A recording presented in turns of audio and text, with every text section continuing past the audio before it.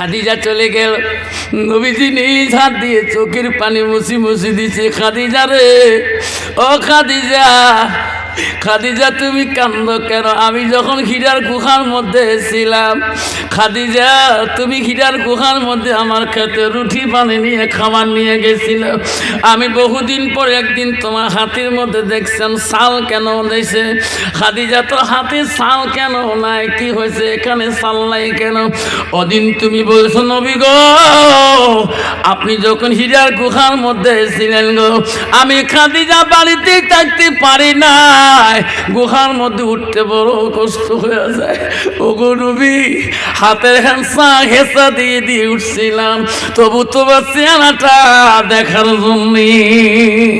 সমাজে স্বামী স্ত্রী সালাম কালাম হয়, জোরে কবেন হয়, বাপ বেটায় হয়, ভাইয়ে ভাইয়ে হয়, চাচা বেটা মামা বেটা হয়, গ্রামবাসী হয়।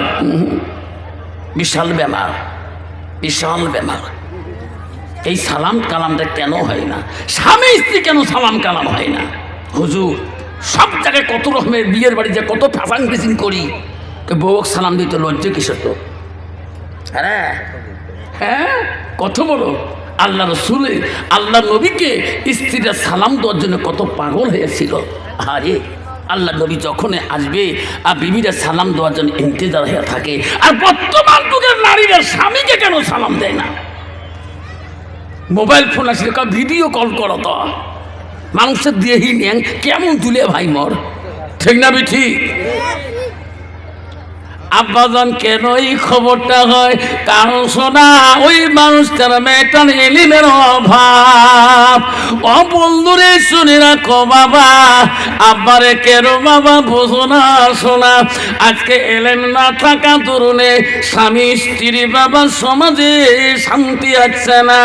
স্বামী স্ত্রী সালাম কালাম হয় না, স্ত্রী স্বামীগুলোকে সালাম দেয় না, স্বামী স্ত্রীগণকে সালাম দেয় না। আব্বা মনে রেখে শোনারা, ও পোকা লাগির বন্ধু, খেরে বাড়ির বন্ধুরা, আজকে আসছেন গো সবার বাড়িতে গো। আল্লাহ নবী কি বললেন? কেন সালাম কালাম হয় না? এলেমের অভাব, তার ভিতরে এলেমের অভাব জন্য, আল্লাহর কোরআনের অভাবের জন্য আজকে তার মধ্যে এই ভালোবাসাটা নাই। 90% যুবক বিবাহ করার পরে 3 মাস 6 মাস বছরকাল বলে কেন গো স্বামী স্ত্রী অবনতা হয়? হুজুর, আমার স্ত্রী আমাকে এখন দেখতে পারে না কেন? আমার স্ত্রী আমার কথা শুনতে পারে না কেন? আব্বারে কেন পারে না? এটা কারণ আছে, এটা আমার কাছে যাবা, কারণ তুমি বিবাহ করছো, ওই বিবিটার ভিতরে এলেমের অভাব ছিল। আল্লাহ কুরআন বলছে, ইন্নাল মুসলিমিনা ওয়াল মুসলিমাত ওয়াল মুমিনিনা ওয়াল মুমিনাত ওয়াল কানিতিনা ওয়াল কানিতাত ওয়াল সাদিকিনা ওয়াল সাদিকাত। সুবহানাল্লাহ। আল্লাহ বলতেছে, বান্দা, ও বিশ্বাসী বান্দা, বিশ্বাসী বান্দিরা, মুমিন বান্দা, আমার মুমিন বান্দিরা, আমার আদেশকারী বান্দা, আমার আদেশকারিনী বান্দিরা, আমার সত্যবাদী বান্দা, আমার সত্যবাদিনী বান্দিরা। আজকে কোনটা মহিলা সত্যপদে সত্য কথা স্বামীকে বলে? একটা মহিলা স্বামীকে সত্য কথা বলে না। যাই একবারই কয় একবারই, ঠিক না? ফোন করে এক জায়গায়, কয় এক জায়গায়, ধরে কোন ঠিক না? ঠিক।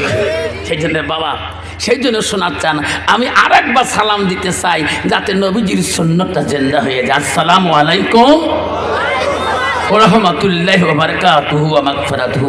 যাই হোক, আজকে পোখালেগি পঞ্চম খণ্ড হুসানিয়া কবরস্থানের ধর্মীয় সভার সুনামধন্য সভাপতি মহাশয়কে আমি আমার অন্তর থেকে তাকে সর্বপ্রথম সালামটা দিলাম।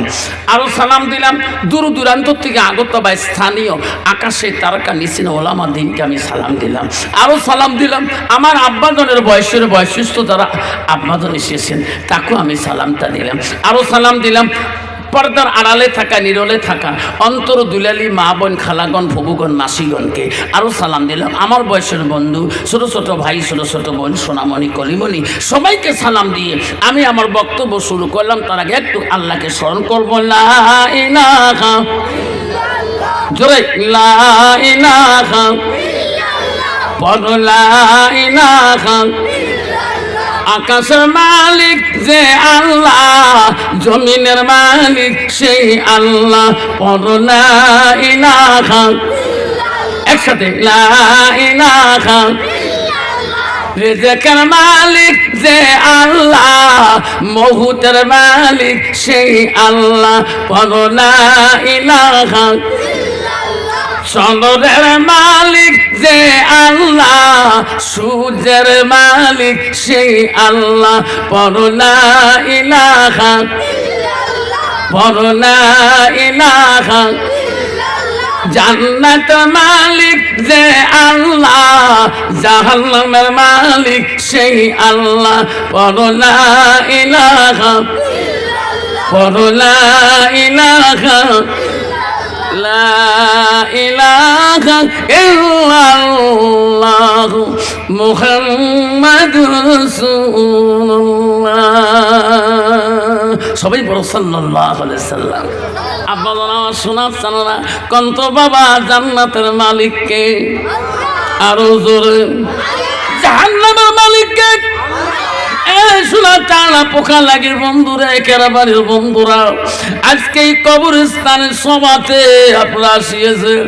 আব্বা আজকে তোমরা জান্নাত যেতে চান না জাহান্নাম যেতে চান? জান্নাত কাই কাই যাবেন হাত তুলি দেখান। আব্বারে জান্নাত যাওয়ার সবরে আসারে বাবা। জান্নাত গেলাল মসজিদুল বাইতুল্লাহ, আল্লাহর ঘরের সাথে তোমার সম্বন্ধ থাকতে হবে, সম্পর্ক থাকতে হবে। বন্ধু মুসলমান এখনো একটা করে সমাজে বাবা 180 ঘর 90 ঘর লোক থাকে, কোন সমাজে 80 ঘর থাকে, কোন সমাজে 40 ঘর থাকে। দেখবেন নামাজের সময় ওয়াক্তের সময় ওই 4 জন আর 5 জন ছাড়া মসজিদে নামাজি আর পারে না। ঠিক না ঠিক? কারণটা কি? না সমাজে 80 ঘর লোক, কুরবানির সময় কয় মোল্লা সাহেব তুমি কোনো 81 নম্বর সিরিয়াল ভাগা তো এড়ায় না। ঠিক না ঠিক? রে কেমন মুসলমান রে, ওই বুড়ে গুলে মসজিদে মাঘ মাসে সেটি যে ফজরের টাইমে বসে থাকে, আর বাকিগুলো কি হলো রে, তুই কি কবরে যাওয়া না? যদি কোন 2.5 ঘন্টা দিয়ে যান বাবা মসজিদে নামাজ, হুজুর শরীর ভালো নয়, কে হট বেউস করিস কে? আজাল যদি আসি মোলাকাত করতে চায়, আজালু কবু হুজুর শরীর না পাক কোয়া যাবে, কোয়া যাবে, বুকত পাড়াইবে, ছাতি ফাটে নিয়ে যাবে। ধরে কোন ঠিক না বেটি? এমন জায়গায় যাবির সোনা, যে জায়গায় নাই বাতি, এমন জায়গায় যাবির সোনা, যে জায়গায় নাই সাথী। কে আগে কে পরে যাবে সোনা কেউ জানে না। জানে কেউ?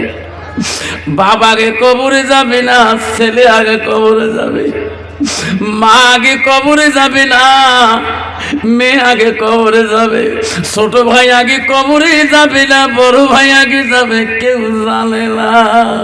ওই তো খোদার খেলা, ওই তো খোদার নীলা।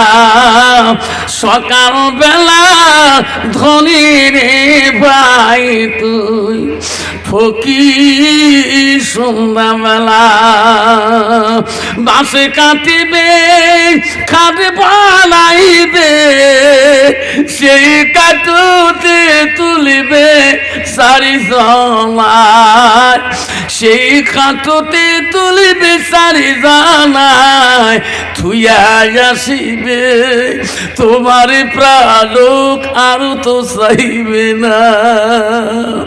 ভাই কান্দিবে, ভাতিজা কান্দিবে সোনা, আপন সব তো কেউ তো ছাড়িবে না, ঘরের বিবি কাঁদিয়া মিটাইবে বাসনা, ওই তো ক্ষুধার খেলা, ওই তো ক্ষুধায় নীলা, সকালবেলা ধনির পাই তুই ফকির সন্ধ্যাবেলা। আজকে মরা মাটি দিয়ে আসলাম, আমার তাওয়ারি বাটা ভাই হয়, কালকে গুয়াহাটি নিয়ে গেছে, কালকে জহরের নামাজ পড়ছে, আজকে মাগরিবের পরে মাটি দিলাম। ইনি কি জানে আজকে আমি কবরে যাব? আমি জানাজার কাপড় ফাললাম, মাটি দিয়ে চলে আসলাম। উনি কি জানে আজকে আমি কবরে যাব? কালকে জহরের নামাজ পড়ছে, আজকে কবরে চলে গেল। এই কবরটা কাল কখন যাবে বাবা কেউ বলতে পারবে না। আর বন্ধুগান শুনে রাখেন, নবীজি বাড়িতে আসছিলেন, বিশ্ব নবী মুহাম্মদুর রাসূলুল্লাহ বললেন, ইযা মাতাল ইনসানু ইয়ালকাতাহু মা লাহু, বুখারী হাদিস। আমার নবী বললেন, মানুষের মৃত্যুর পরে মানুষ যখন দুনিয়া থেকে চলে যাবে, পৃথিবীর সব আমল বন্ধ হয়ে যাবে। নবী বলল, ইল্লা মিন সালাসাতি, তিনটা আমল কবরবাসীর জন্য বন্ধ হবে না। তাতে একটা নম্বরে নবী বলে দিয়েছেন, আওলাদুন সালিহুন ইয়াদুলাহু, নেক সন্তানের দোয়া কবরবাসীর জন্য কবুল হয়ে যায়। নাই থাকবে নবী নেক সন্তানের কথা বলছে। আওলাদুন সালিহুন, ভালো, সালিহুন মানে ভালো। তার সন্তান যদি দোয়া করবে দুনিয়ার মুখে, তার দোয়া আল্লাহকে কবরস্থানে পৌঁছে যাবে। নবী অন্য দোয়ার কথা কয় নাই, আওলাদুন সালিহুন ইয়াদুলাহু, নেক সন্তানের দোয়া সেই কবরবাসীর কাছে পৌঁছে যাবে। তাহলে ভাই, আজকে আমরা কয়টা নেক সন্তান সমাজে বানাচ্ছি? বাবা কবরে জেলে, মাটি দেওয়ার পরে দেখবেন এক সপ্তাহ হয়ে ওই ছেলে তাস নিয়ে কবরস্থানে আড়ালে যে তাস খেলায়, মার্কেটের বাজারে যে তাস খেলায়। ওই ছেলে দেখবেন মদের গিলাস নেয়, ওই ছেলে দেখবেন ট্যাবলেট খায়, ওই ছেলে দেখবেন নেশা পান করে রে, ওই ছেলে দেখবেন মসজিদের আড়ালে দেয়া দেখবেন বাগান বাড়িতে তাস নিয়ে বসে আছে। নবী বলে, আওলাদুন সালিহুন ইয়াদুলাহু, নেক সন্তানের দোয়া কবুল হয়। ওই ছেলে যদি বাবাকে মাটি দিয়ে যখন নামাজ পড়ি একবার কান্ত, আল্লাহ আমার বাবা নাই এই মসজিদে নামাজ পড়তো, আল্লাহ আজকে আমার বাবার নামাজের জায়গাটা খালি হয়েছে, আল্লাহ আমার আব্বা মিনারার সমানে প্রতিদিন একামত দিত, আল্লাহ আমার আব্বা মসজিদের মুয়াজ্জিন ছিল। নবী বলে, ওই সন্তান যখন একবার বলবে, নবী বলে ওই সন্তানের দোয়া কবরে সরাসরি কবুল হয়ে যায়। আব্বারা, মা বোনেরা শুনি রাখেন, আম্মারা শুনে রাখেন। কেন মা তুমি বুঝলি না রে মা? শুনে রাখ মা, বিশ্ব নবী রাসূলুল্লাহ বাড়িতে গেলেন, ভালো করে চুরো মা। নবীজির প্রথম বিবি ছিল হযরতে খাদিজাতুল কুবরা, মা রে। নবীজির দ্বিতীয় বিবি ছিল হযরতে সাউদা রাদিয়াল্লাহু তাআলা। নবীজির তৃতীয় বিবি ছিল হযরতে মা আয়েশা সিদ্দিকা আম্মাজান। নবীজির চতুর্থ বিবি ছিল হযরতে জয়নব। নবীজির ৫ নম্বর বিবি ছিল হযরতে হাফসা। নবীজির ৬ নম্বর বিবি ছিল হযরতে উম্মে সালমা। নবীজির ৭ নম্বর বিবি ছিল হযরতে উম্মে হাবিবা। নবীজির ৮ নম্বর বিবি ছিল হযরতে মাইমুনা। নবীজির ৯ নম্বর বিবি ছিল হযরতে সুফিয়া। নবীজির ১০ নম্বর বিবি ছিল হযরতে রায়হানা। নবীজির ১১ নম্বর বিবি ছিল হযরতে মারিয়া। নবীজির একতাকে ১১ জন বিবি জীবনে চলে যায়, কোন বিবির দ্বারা আমার সোনার নবী কষ্ট পায় নাই। যখন সুবহানাল্লাহ কত বাবা, বর্তমান যুগের নারীর দ্বারা একটা বিবির দ্বারা স্বামী কষ্ট পায় না, না পায়? যেরকম কত বিবি আছে নাকে টাকে ঢেকায় স্বামী বেশি কথা কবু আন্ধারের মধ্যে এমন ঢিকি মারছে যে নাকের নাকি নাক ফাড়াই গেছে এলা হুলহুলি অক্টোবরে পাক ঘর দেখতলা কি এলা করে ক্যাঙ্গুড়ি বান ঢিকি পেলায় বু এমন করছো নাকর যা লাগছে বাবুর বাপের এখন নাকে হুলহুলি অক্টোবরে এত ঢিপলে তো অক্ত বন্ধ না হয় লাস্টত আসল ভাঙি আসলের কাপড় সিঁড়ি নাকর ঢিপলে দিয়ে হালা করে দৌড়ি গেছ ডাক্তার পুষ করে কিনে কিনে কই হল কি এলা কমরা তো কবার না যাবো বউ নাকর ঢিকেছে মুইও তো কবার পাক না বাবা কোনোদিন যদি বউ নাকে টাকে ঢিকি ফেলে কোন কবাবে মোর বউ নাকর ঢিকেছে ধরে কন কবে বউ তো কবার নয় স্বামীও তো কবার নয় লাস্টার ছাড় বারবার এত রক্ত পরে বন্ধ না হয় কিও কি হয়েছে কিনে কই লাস্টার কয় ছাড় পাক ঘরের মোড়ে ঠ্যাং দুষ্টি খাইছে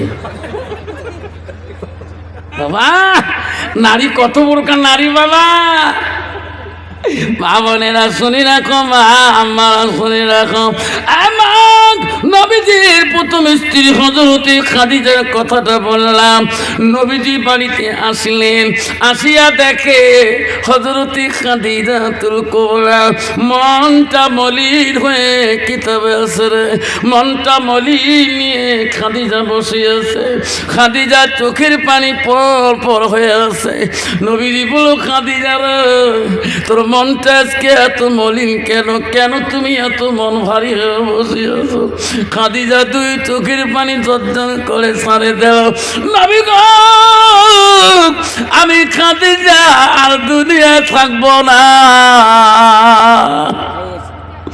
ওগো নবী আমি তোমার অপেক্ষা হয়ে আছি আমি তোমার মহব্বতী স্ত্রী যদি হই গো নবী ওগো নবী আমি তোমার তিনটা কথা বলতে চাই আমি খাদিজা যদি মারা যাই গো আপনি আমার কাফনের কাফন কিনবেন না নবী বলছি কাফনের কাফন কেন কেনবো না ওগো নবী তোমার শরীরের পোশাক দিয়ে আমার যদি কাফন বানিয়ে দেন আমার খাদিজার কবরে আর ভয় থাকবে না খাদিজা কাঁদছে নবী গো আমি খাদিজা এত কবরে ভয় করি গো নবী আমাকে কবর দিয়ে সবাই চলে যাবে আপনি কিন্তু যাবেন না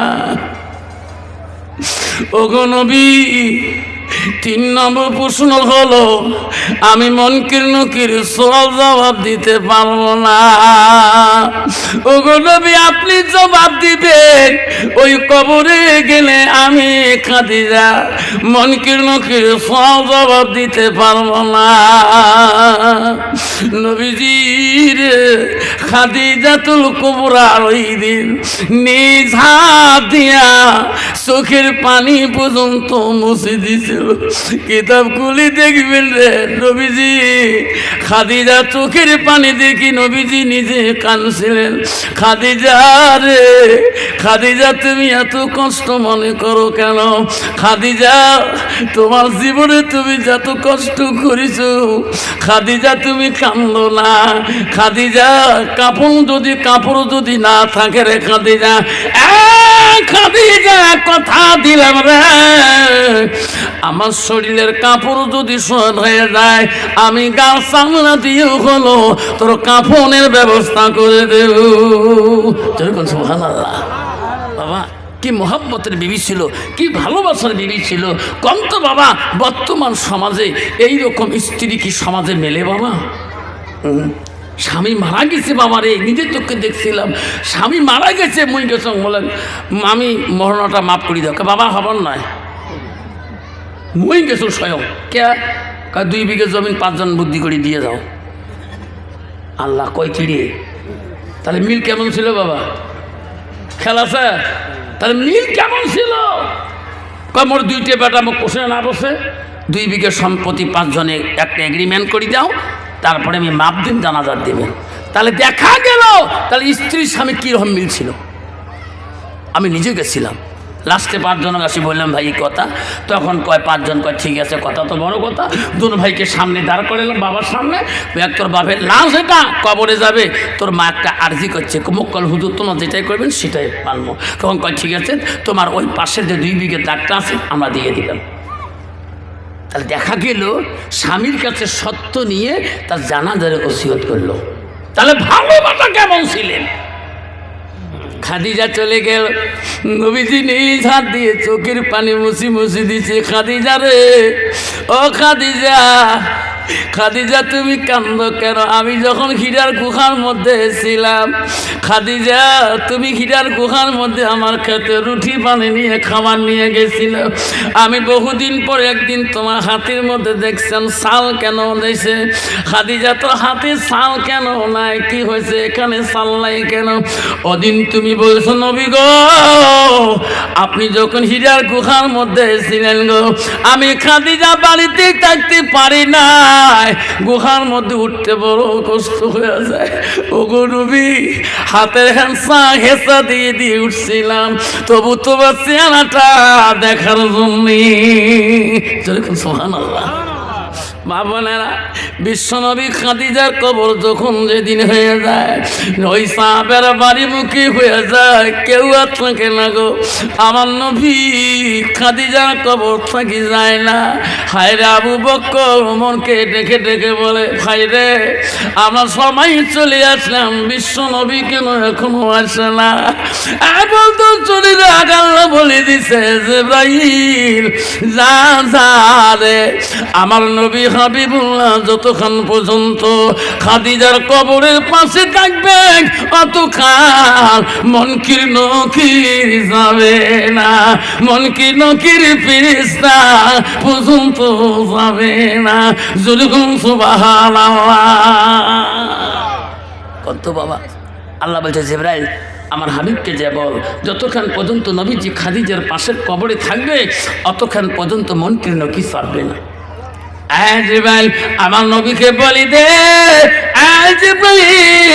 নবীর এই ভালোবাসা খাদিজার ভিতরে থাকার জন্য, খাদিজা নবীর মধ্যে এই ভালোবাসা থাকার জন্য, জিবরাইল দে আমি মুনকির নকির সওয়াবটা আমি খাদিজার কাছ থেকে মাফ করে দিলাম। সুবহানাল্লাহ। বাবা, আমার মতন মানুষ যদি কবরে যায়, ওখানে যদি ফেরেশতা ফুরুস করে কবরের মধ্যে মান রব্বুকা মান দীনুকা মান নাবিয়ুকা, এদিকে আমি প্রেসিডেন্ট ছিলাম, শুনবে কবর মান নাবিয়ুকা, না আমার বাপ প্রেসিডেন্ট ছিল, শুনবে না? শুনবে না। ও মা বলে না আমার শুনে রেখো, মা তুমি কেন বুঝলি না রে মা? মারে জান্নাত যদি যেতে চান মা, আল্লাহ রাসূল বলল মা কি শোনো, আলমার আতুই যা সাল্লাত খামসাহা, আমার নবী বলল কোন একটা মেয়ে যদি 5 ওয়াক্ত নামাজ পড়ে, ওয়াসামা শাহরুহা, ওই মেয়েটা যদি রমজান মাসে রোজা করে, নবী বলল হাসানাত ফারাজাহা, ওই মেয়েটা যদি পর্দা পশিদে চলে, নবী বলল ওয়াতাত বালাহা, ওই মেয়েটা যদি স্বামীকে ভালোবাসে, স্বামীকে অন্তর দিয়ে ভালোবাসে, নবী বলো ফাকাদে কোনো মানায়ও আবু আবির জান্নাতির সাথ, নবী বলো ওই নারীদের জন্য আল্লাহ 8টা জান্নাতের দরজা খোলা রাখবে। যেরকম সুবহানাল্লাহ। মা বলে না জান্নাত যদি যেতে চান মা, তোমার এই 4টে কাম করতে হবে রে মা। 1 নম্বর নামাজ পড়তে হবে, 2 নম্বর মা রোজা করতে হবে, 3 নম্বর মা পর্দা করাটা ফরজ হয়েছে, মা নাফরমান হয় সুন্নত না। নামাজ যেমন তোদের জন্য ফরজ, পর্দা করাটা অতটুকু ফরজ। মা 4 নম্বর নবী বলেন ওয়াতাত বালাহা, তোমার স্বামী যখন বাড়ি যাবে স্বামীর দিকে তাকায়া স্বামীর মোহাব্বত করবেন, স্বামীর দিকে মুস্কি হাসি দিবেন। নবী বলেন ওয়াজাউজুহা আনহা রাদিন, তোমার স্বামী যদি তোমার উপরে তোমার কথায় রাজি খুশি হয়ে যায়, আমার নবী বলো দেখা আল্লাহ তিল জান্নাত, সেই মেয়েটা সর্বপ্রথম জান্নাতে যাবে। কন্ত বাবা, বর্তমান যুগের নারী স্বামী বাড়ি গেলে কন্ত বাবা কোনোদিন হাসে, মিষ্টি আও করে, তোমার তিবজা করে। কি আহার করে বাবা, কি মেজাজ দেখায়। স্বামী যদি কালে ভালে বাড়ি যায়, তোমার নাই বাবা। ইস, স্বামী হট মেজাজ দেখিয়ে পানি যাবার সাহস না পায়, মনটাকে মুঝে পানি ডুবি খান। ঠিক না বিঠি? মা বলে না আমারা কেন মা তুই বুঝিস না মা, মা রে জান্নাত যদি যেতে চাস মা, হযরতে ফাতেমার মতো নারী হয়ে যা। হযরতে ফাতেমা হঠাৎ করে দুই ছেলেকে ডাকে আনি সামনে বসাইলেন। হাসান হোসেনকে সামনে বসাইয়া গল্প করতে করতে আদর করে যত্ন করে দোনো ভাই বলে মা আজকে আমার দোনো ভাইকে এত আদর করিস কে মা? কইছে বাবা রে তোমার নানাজি যাবা 6 মাস হল কবরে, আমিও যদি আজকে কবরে যাই কালকে তোমাকে আদর করবে বাবা। আজকে আমি তোর মা হইয়া জন্মের আদরটা জানাই। দোনো ভাইকে হযরত ফাতেমা আস্তে করে নিয়ে যে বসিয়া দুই ভাইকে পানি দিয়ে গোসল করা শুরু করে দিলেন। হাসান হোসেন বলে মা আজকে দোনো ভাইকে কেন মা তুমি গোসল করে দাও? এত মিষ্টি মিষ্টি কেন কথা বলো মা? তুমি কোনোদিন তো এইভাবে এমন করে আদর করো নাই। ফাতেমা বলছে বেটা রে সোনা, আমি তো চলে যাব কবরে, তোর নানাজি আমাকে স্বপ্নে সব বলে দিয়েছে। বেটা আজকে যদি কবরে চলে যায় কালকে তোমাকে গোসল করে দেবে, কালকে তোমাকে এমন করে কি আদর করবে রে মানিক। তোমরা আমার দুইটা পুতুল, তোমরা দুইটাই মানিক। আমার আব্বা কবরে চলে গেছে বিশ্ব নবী, আমিও ফাতেমা দুনিয়া থাকতে পারতাই না। হাসান হোসেনকে গোসল দেয় ফাতেমা।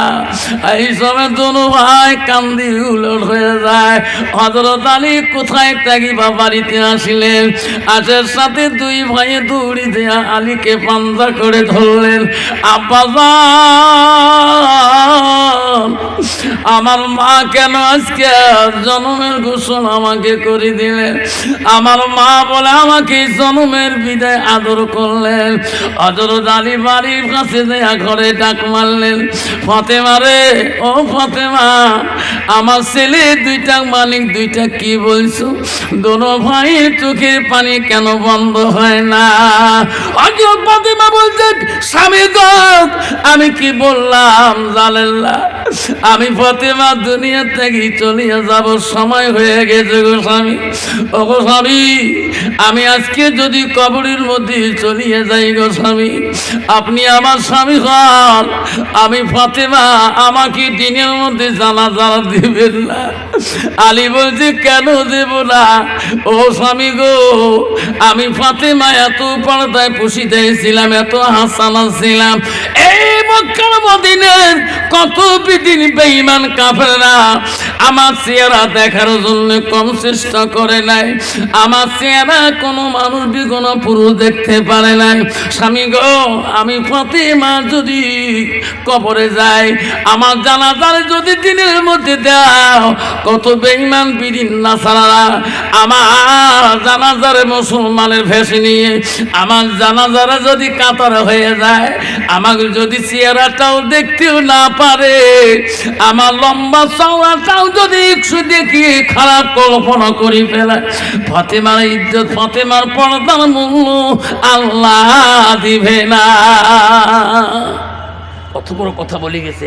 আজকে আমরা মহিলারা আমার চেহারা তো দূরের কথা, আল্লাহ ইস এত সুন্দর কাপড়, এই 12 থেকে 13 হাত কাপড় খান কোন জায়গায় রাখলাম মা বলে না? নিজের চেহারাটা ইস আল্লাহ।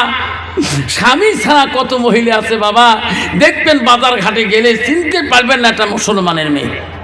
যেরকম ঠিক না? আমি ঠিক মা, এই চেহারা কেন, সৌন্দর্য কেন দেখনেওয়ালা তোমার স্বামী।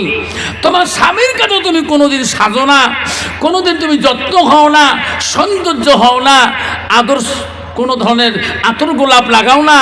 আর যখন তুমি বাইরে সফরে যাও, মার্কেটে বাজারে যাও, বন্ধন অফিসে যাও, সেলফেল গ্রুপে যাও, ইস তখন মায়ের গাছ শ্যান শুনলে মতাকা রাস্তাতেই পড়ি যান।